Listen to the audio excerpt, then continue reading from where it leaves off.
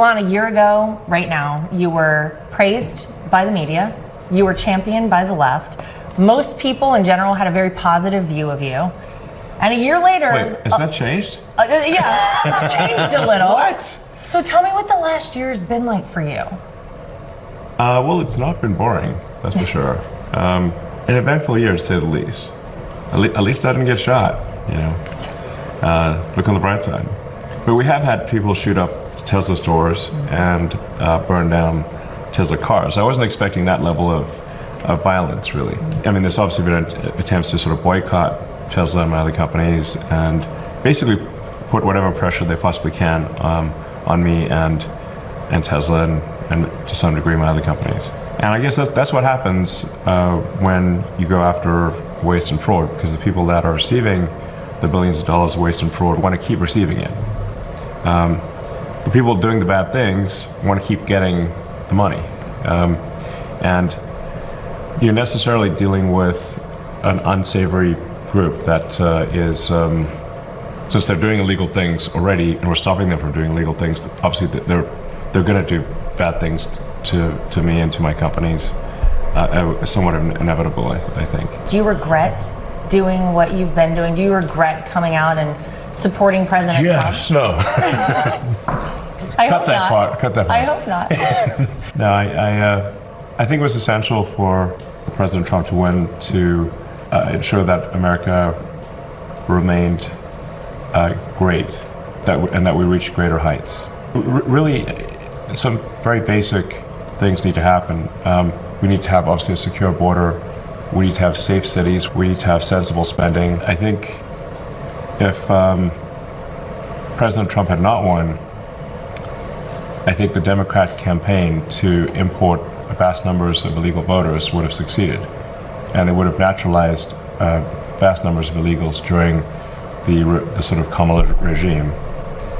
And they would have turned America into a one-party state from which we could never escape. Some people out there may be somewhat skeptical. They may think, well, that there isn't some Democrat plan to subvert democracy and achieve a permanent one-party, deep blue socialist state. And I assure you, the more you research it, the more you will see it is true. Biden was simply asleep at the switch. He was ineffective regarding illegal immigration. No, he was highly effective at ushering in millions of illegal immigrants with a specific game plan to naturalize them and ensure that there would be no swing states in America anymore. Often the margin of victory there will be 20 or 30,000 votes. So if you bring in 200,000 illegals, which will overwhelmingly vote for the Democrats, then that swing state becomes permanently blue. Then you have the House, the Senate, the presidency. When did Elon Musk finally say, you know what, I feel like something is really grossly wrong with what's going on in this country? Well, I started having concerns about 3 years ago, but they were sort of, I just had like an uneasy feeling. Like something doesn't feel right here.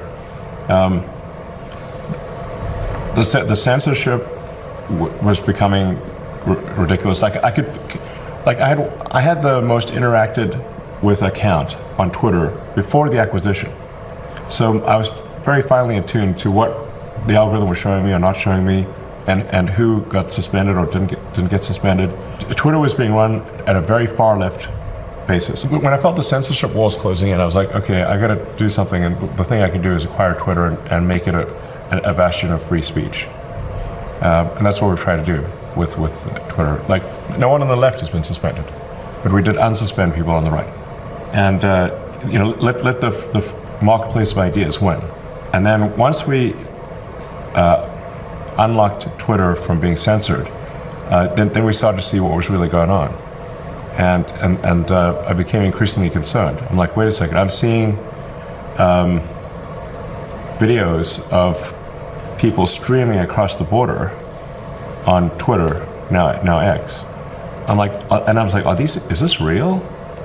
So I said, well, I'll go to the border myself. So I went to Eagle Pass, Texas, and sure enough, people streaming across the border. And I was like, so is there any vetting of these people? Like, no, the Biden administration is letting them all in. And I said, well, but some of these people clearly have criminal affiliations. Like they literally have the criminal affiliation tattooed on their face. The left is kind to the criminals and cruel to the victims, which is not empathy at the end of the day. If you're a high trust society and you bring in low trust or untrustworthy individuals, that's now you've got a fundamental breakdown in the system. Recipe for disaster. A recipe for disaster. So it sounds like for you, you went through these moments of actually seeing things firsthand for yourself. So you had these moments leading up to really coming out on the stage October in Butler, Pennsylvania with President Trump. You just can't have a country like this. I supported Obama. I gave the maximum donation to Obama. Actually, we had a pretty good relationship. When Biden was elected out, I mean, I guess most moderates that I knew, they thought it would be like a milquetoast version of Obama. And then it's like, we get the most radical left, crazy administration ever. With and Biden is actually non-compos mentis. President Autopen, basically.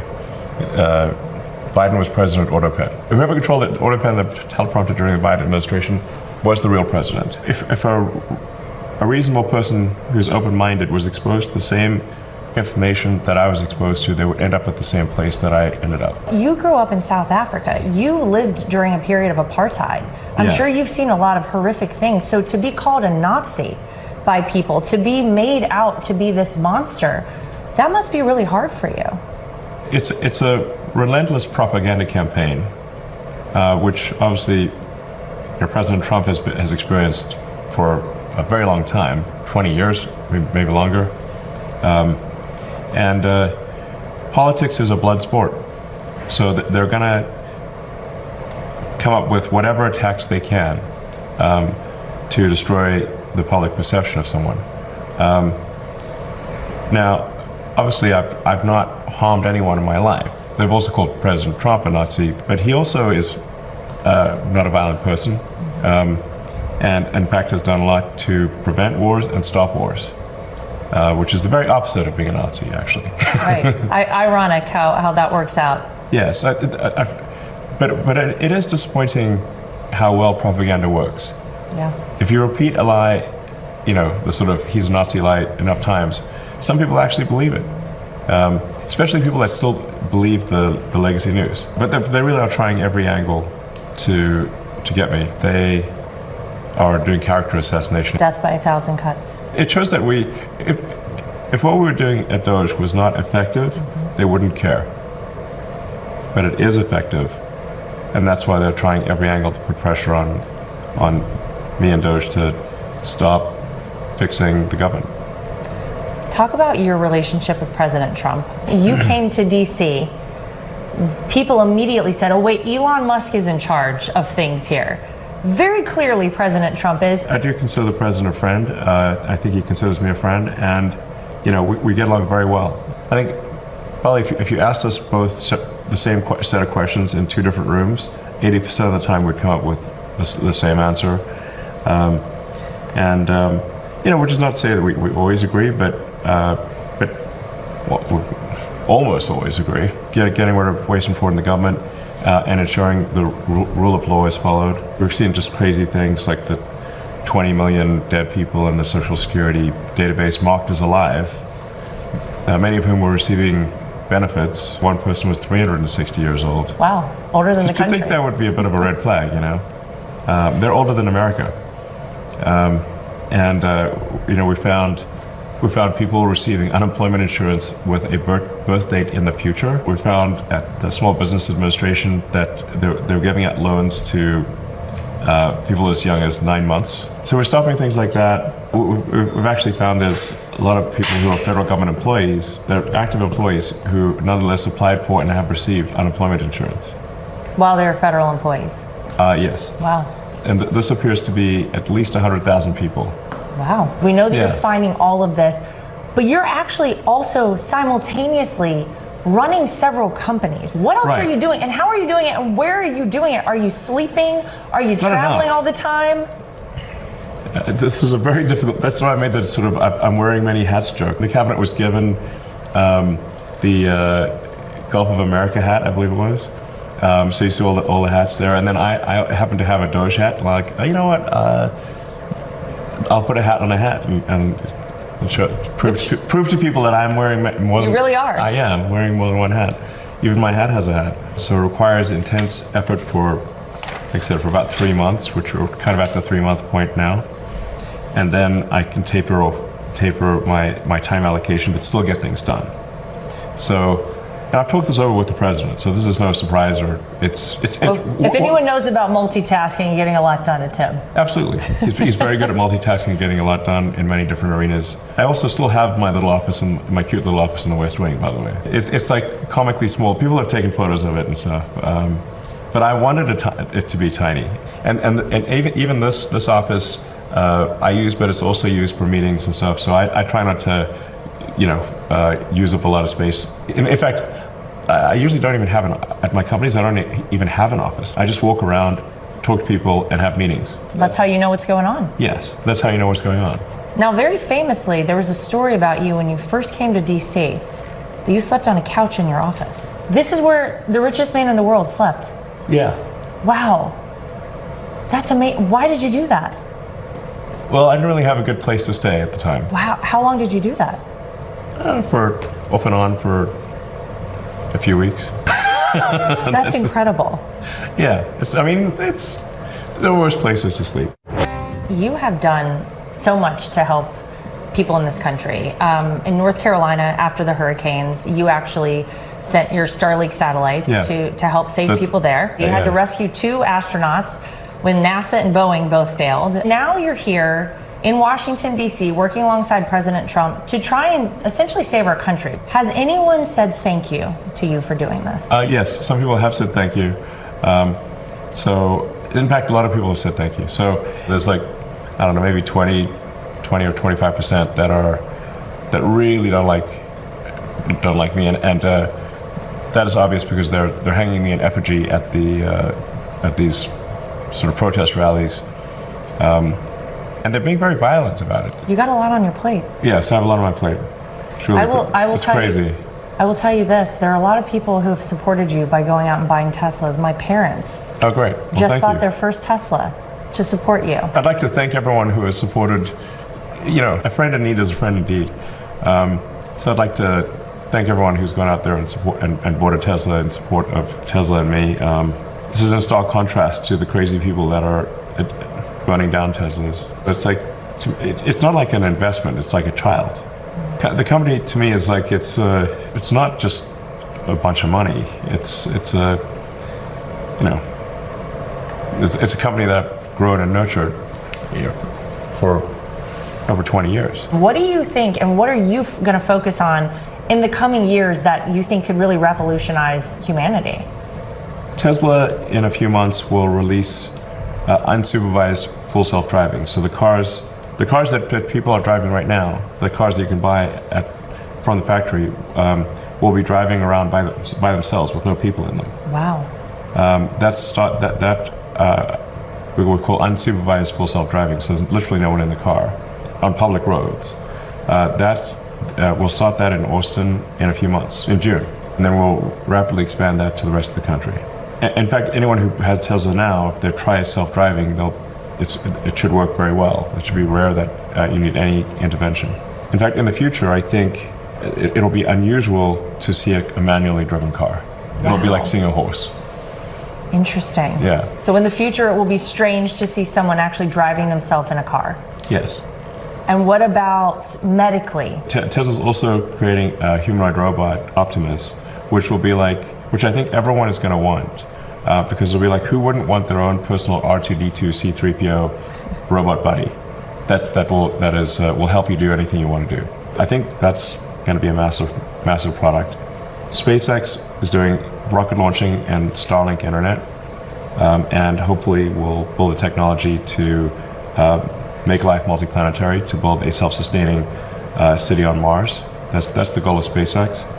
Neuralink is building brain-computer interfaces. The first part is called telepathy. It allows someone who has lost the use of their body to control a computer or a phone just by thinking. Wow.